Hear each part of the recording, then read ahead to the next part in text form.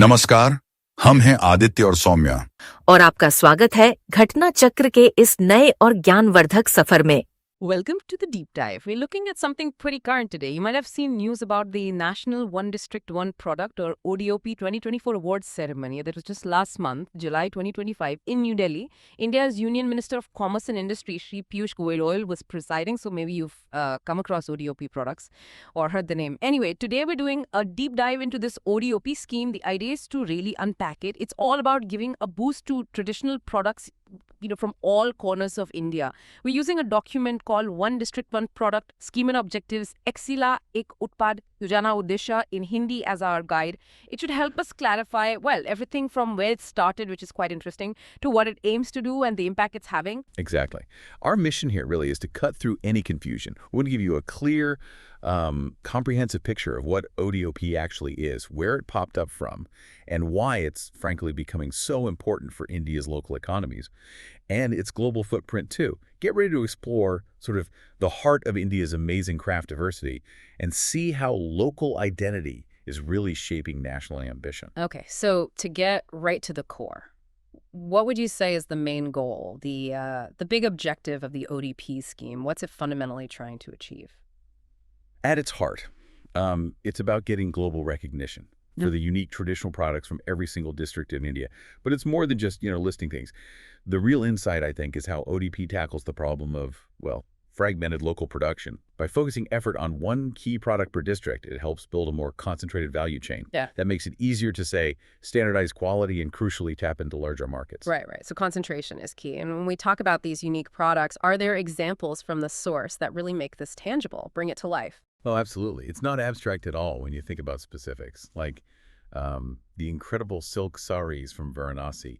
Imagine the skill, the sheer artistry in each one. Yeah. Or think about Aligarh's locks, famous for being so sturdy, a craft passed down through generations, and Lucknow's chikan work, that delicate embroidery. These aren't just items for sale. They're pieces of India's cultural heritage, deeply woven into the identity of their home regions. So the scheme isn't just promoting products, it's actually recognizing and celebrating these really deep roots. Yeah, that cultural angle is huge. Now, one thing that often gets missed about ODOP is where it actually started.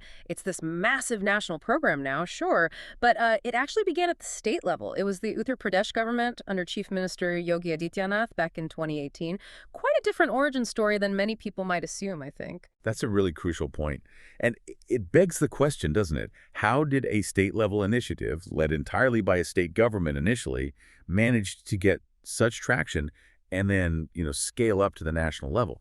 The nuance is key here. Its legal start, its formal beginning, was purely within Uttar Pradesh. Indeed. And it really speaks volumes about its success, doesn't it? That this UP initiative was then picked up by the government of India and embraced under these big national campaigns like Vocal for Local, pushing indigenous products, and Atmanirbhar for Bharat, the self-reliance drive. It really shows a local idea making it big. Right. And what's particularly interesting here is that, well, the central government is now heavily promoting it and has even linked it up with the PMFME scheme. That's the Prime Minister Formalization of Micro-Food Processing Enterprises scheme.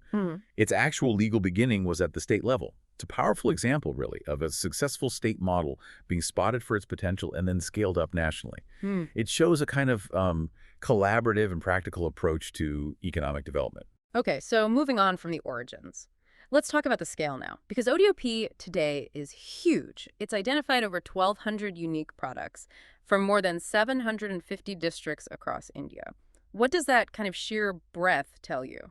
Well, just to give you a sense of the scope, these products cover incredibly diverse sectors. You're looking at agriculture, food processing, obviously handloom and handicrafts, but also many other areas.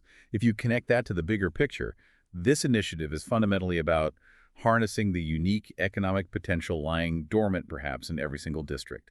It's about turning local specialties into national and even global assets. It feels like a very strategic move, leveraging those local strengths for much wider economic benefit. So given that success in UP and the national adoption, has this model spread? Are other states picking it up beyond Uttar Pradesh? What's the ripple effect been like? Oh, absolutely, yes. It definitely has. And this widespread adoption really speaks to how effective the model is seen to be. The source material specifically mentions states like Madhya Pradesh, Odisha, Gujarat and Karnataka emulating the ODOP model. But it's not just copying the idea. There's actual dedicated infrastructure being built around it. You have these PM ECTA malls being developed. 27 states have already got approval to set them up. These will act as like central marketplaces for ODOP products. Plus, the Commerce Ministry has this plan to connect first-time exporters with new international markets, specifically through ODOP. That signals a very deliberate push towards getting these distinct local products onto a truly global stage. Okay, so let's just recap the journey we've taken in this deep dive. We've seen how ODOP, the One District, One Product scheme, started out as this, visionary state initiative in Uttar Pradesh, and how it grew into a really powerful nationwide movement, fully embraced by the central government. And the whole aim is to put India's unique traditional products firmly on the global map. Exactly. And maybe a final thought for you, our listeners, to consider. This ODOP scheme, it isn't just about economic development, is it? It's also deeply tied into preserving and, yes, celebrating India's incredible diversity of regional crafts and traditions. So think about how recognizing these unique local identities might contribute not just to a stronger national economy, but also to India's wider cultural presence internationally. Maybe ask yourself, what unique product from your own local area might be ready for its moment on the global stage?